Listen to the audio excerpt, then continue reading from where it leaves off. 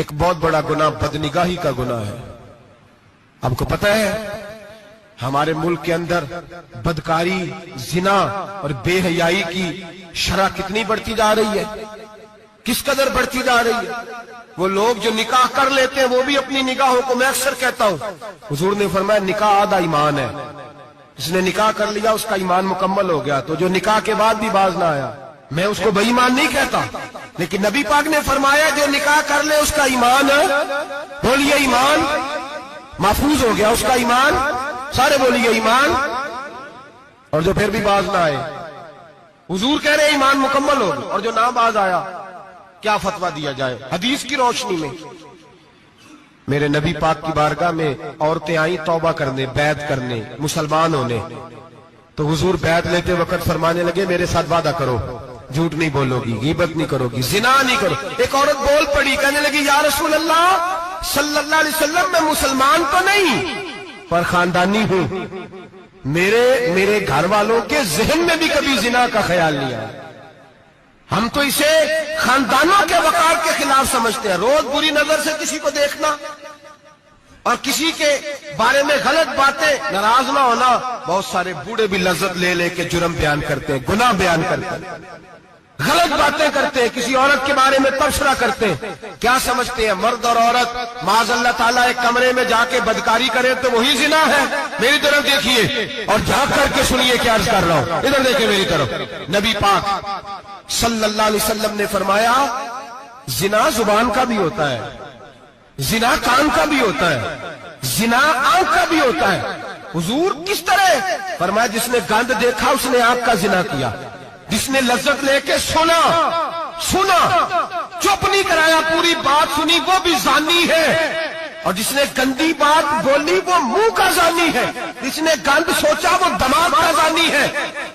اور زانی کو سب سے پہلی سزا اللہ یہ دیتا ہے کہ سجدے کی لذت چھین لیتا ہے، عبادت کا سرور چھین لیتا ہے، اس کا نماز میں دل نہیں لگتا.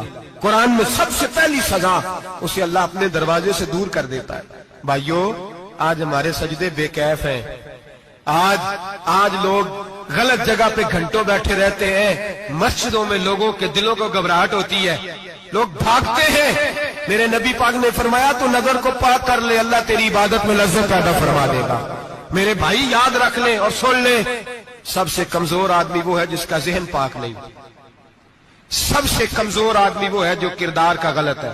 ایک بات میں نے پڑھی، آپ یقین کریں میرا دل کرے کہ میں آگ لگا دوں اس عنوان کو جس پہ گندگی لکھی جاتی ہے، ان اخباروں کو، ان چیزوں کو جس پہ گند لوگوں کے دلوں میں. وہ انڈیا کی ایک وزیر اعظم عورت گزری تو کسی نے اس سے کہا کہ پاکستان نے تو تمہیں شکست دی ہے، تم جیت نہیں سکے بڑا ملک ہو کے. کہنے لگی کوئی بات نہیں، تھوڑا وقت ٹھہر جاؤ، ہم ان پر تہذیبی جلگار کریں گے، ان کے گھروں میں ننگا ناچ کریں گے، یہ گندی تصویریں دیکھیں گے، یہ گند میں الجھ جائیں گے. اور جو قوم گند میں الجھ جایا کرتی ہے وہ پھر کسی سے لڑنے کی طاقت نہیں رکھتی، اس کے اندر ڈٹ جانے کی ہمت نہیں ہوتی، اس کی غیرت کے جنازے نکل جاتے.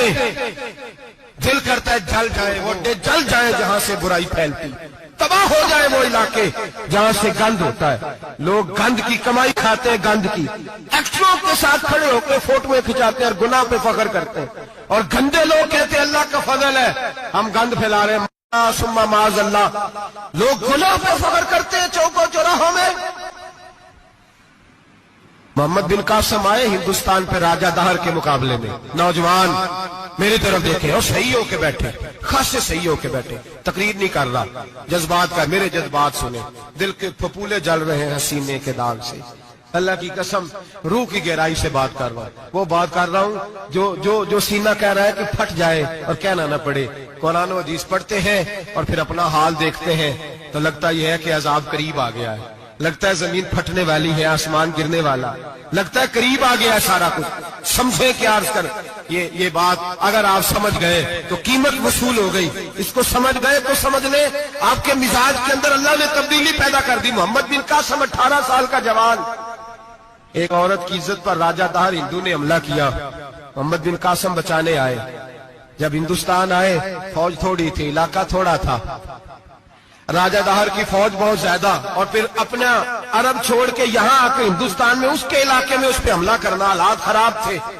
محمد بن قاسم پریشان ہے۔ ایک بزرگ نے دیکھا، کہنے لگے پریشان کیوں ہو؟ کہنے لگا سوچتا ہوں علاقہ بھی اس کا، فوج بھی اس کی، میرے فوجیوں کو تو رستوں کا بھی نہیں پتا، کیسے جنگ کریں گے، کدھر سے آئیں گے، اور پھر ہمیں زبان بھی نہیں آتی، کیسے کام ہوگا، ڈر رہا ہوں۔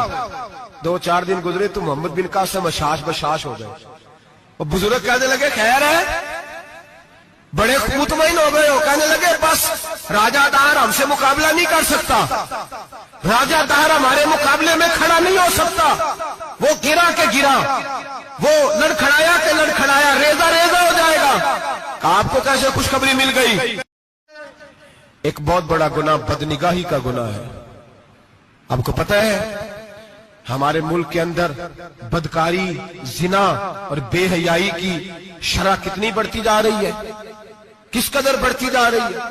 وہ لوگ جو نکاح کر لیتے ہیں وہ بھی اپنی نگاہوں کو، میں اکثر کہتا ہوں، حضور نے فرمایا نکاح آدھا ایمان ہے، جس نے نکاح کر لیا اس کا ایمان مکمل ہو گیا، تو جو نکاح کے بعد بھی باز نہ آیا، میں اس کو بے ایمان نہیں کہتا، لیکن نبی پاک نے فرمایا جو نکاح کر لے اس کا ایمان ہے، بولیے ایمان محفوظ ہو گیا، اس کا ایمان، سارے بولیے ایمان، اور جو پھر بھی باز نہ آئے، حضور کہہ رہے ایمان مکمل ہو گیا، اور جو نہ باز آیا کیا فتویٰ دیا جائے حدیث کی روشنی میں؟ میرے نبی پاک کی بارگاہ میں عورتیں آئیں توبہ کرنے، بیعت کرنے، مسلمان ہونے، تو حضور بیعت لیتے وقت فرمانے لگے میرے ساتھ وعدہ کرو، جھوٹ نہیں بولو گی، غیبت نہیں کرو گی، زنا نہیں کرو۔ ایک عورت بول پڑی، کہنے لگی یا رسول اللہ صلی اللہ علیہ وسلم میں مسلمان تو نہیں پر خاندانی ہوں، میرے گھر والوں کے ذہن میں بھی کبھی زنا کا خیال نہیں آیا، ہم تو اسے خاندانوں کے وقار کے خلاف سمجھتے ہیں۔ روز بری نظر سے کسی کو دیکھنا اور کسی کے بارے میں غلط باتیں، ناراض نہ ہونا، بہت سارے بوڑھے بھی لذت لے لے کے جرم بیان کرتے ہیں، گناہ بیان کرتے ہیں، غلط باتیں کرتے ہیں، کسی عورت کے بارے میں تبصرہ کرتے ہیں، کیا سمجھتے ہیں مرد اور عورت معاذ اللہ تعالیٰ ایک کمرے میں جا کے بدکاری کرے تو وہی زنا ہے؟ میری طرف دیکھیے اور جھانک کر کے سنیے کیا عرض کر رہا ہوں، ادھر دیکھیں میری طرف۔ نبی پاک صلی اللہ علیہ وسلم نے فرمایا زنا زبان کا بھی ہوتا ہے، زنا کان کا بھی ہوتا ہے، زنا آنکھ کا بھی ہوتا ہے۔ حضور کس طرح؟ فرمایا جس نے گند دیکھا اس نے آنکھ کا زنا کیا، جس نے لذت لے کے سنا چپ نہیں کرایا، پوری بات سنی، وہ بھی زانی ہے، اور جس نے گندی بات بولی وہ منہ کا زانی ہے، جس نے گند سوچا وہ دماغ کا زانی ہے۔ اور زانی کو سب سے پہلی سزا اللہ یہ دیتا ہے کہ سجدے کی لذت چھین لیتا ہے، عبادت کا سرور چھین لیتا ہے، اس کا نماز میں دل نہیں لگتا۔ قرآن میں سب سے پہلی سزا اسے اللہ اپنے دروازے سے دور کر دیتا ہے۔ بھائیو آج ہمارے سجدے بے کیف ہیں، آج لوگ غلط جگہ پہ گھنٹوں بیٹھے رہتے ہیں، مسجدوں میں لوگوں کے دلوں کو گھبراہٹ ہوتی ہے، لوگ بھاگتے ہیں۔ میرے نبی پاک نے فرمایا تو نظر کو پاک کر لے، اللہ تیری عبادت میں لذت